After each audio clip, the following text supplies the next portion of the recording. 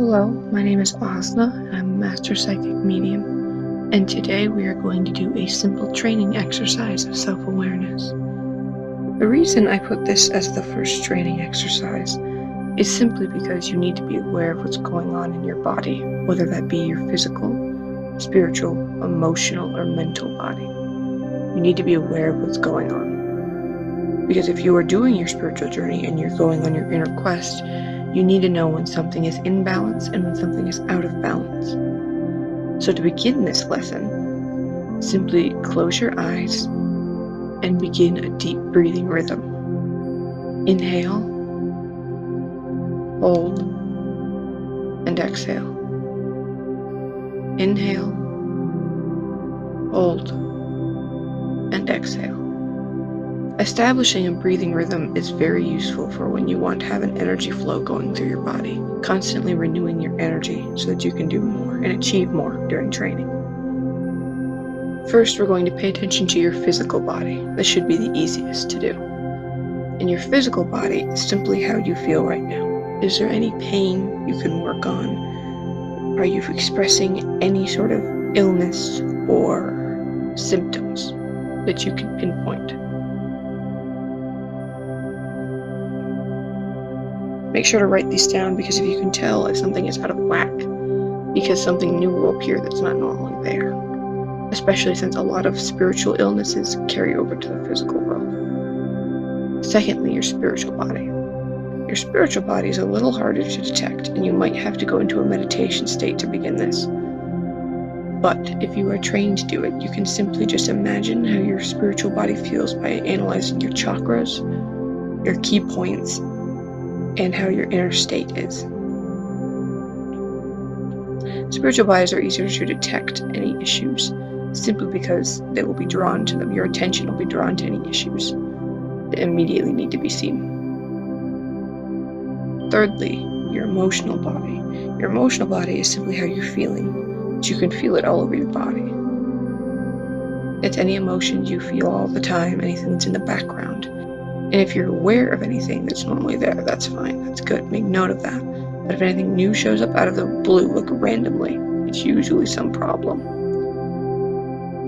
And while we're doing this, if you see anything that's negative or feels out of touch to you, you can work on fixing that in any of these realities, be it physical, spiritual, emotional, or mental. And lastly is the mental sphere. And the mental sphere is all in your head. And that is simply your thought process.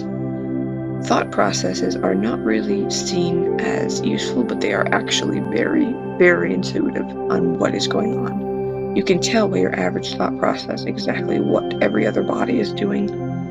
For instance, if you're obsessed over somebody, in your emotional sphere, it will carry over into your mental sphere of thought by constantly thinking about them. Or if something is hurting you in the spiritual sphere, you'll be constantly drawn to that area in the mental sphere and think about it a lot, or think that it hurts for some random reason. So your mental sphere is sort of like a messenger to let you know what's exactly going on in all the other spheres. So always keep track of the mental sphere, because it'll let you know if anything's out of whack. This is just a part of self-awareness. Being aware of your inner self is very important when it comes to being aware of everything that's going on, because once you're aware of everything that goes on within you, you can become aware of what everyone else is doing. For instance, empaths have a natural talent of being in tune to everyone else's emotional sphere. So when you are around somebody else, your emotional sphere can immediately understand what's going on with their emotional sphere and begin to imprint on itself. So for instance, if you're in the room with somebody who's very angry, you might start experiencing emotions of anger in your emotional sphere, simply because you're around them. And that is just being an empath, meaning that your emotional sphere easily takes emotions from everyone else's and adapts to them, so it blends in with the rest of the room. And it also is a way of understanding other people's problems and situations. So self-awareness is a big deal, especially when you're learning or training. Because if you don't know when you're tired, or you don't know when you have an excess of energy, you really don't know when you should be training or practicing or learning. Everything counts on your inner self-awareness system and your inner check system, because if you can check all four of them instinctively all the time as second nature, you are immediately in tune with your own self, and being in tune with yourself is the first step to Ascension and learning how to ascend and learning what you still need to do on this earth. Being aware of your own self makes you aware of what you have left to do. As an Ascension coach, it's my job to train people in what lessons they have left, or if they have to find their soulmate still, or whatever it may be before they ascend, I have to train them in that. And being self-aware means you can easily understand what you have left to do and then learn how to complete it, either by looking it up or meditating on it. There's a lot of ways you can figure it out.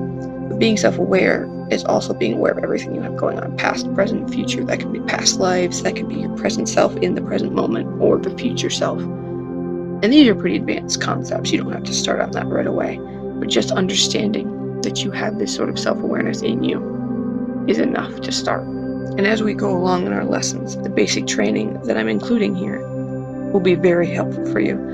Because as you go along, you need to be aware of yourself. You need to learn how to move energy. You need to learn how to talk to your chakras and understand them. So the fundamentals and the basics are really a toolkit for you to understand. And even if you do know this, it's good to brush up on your skills.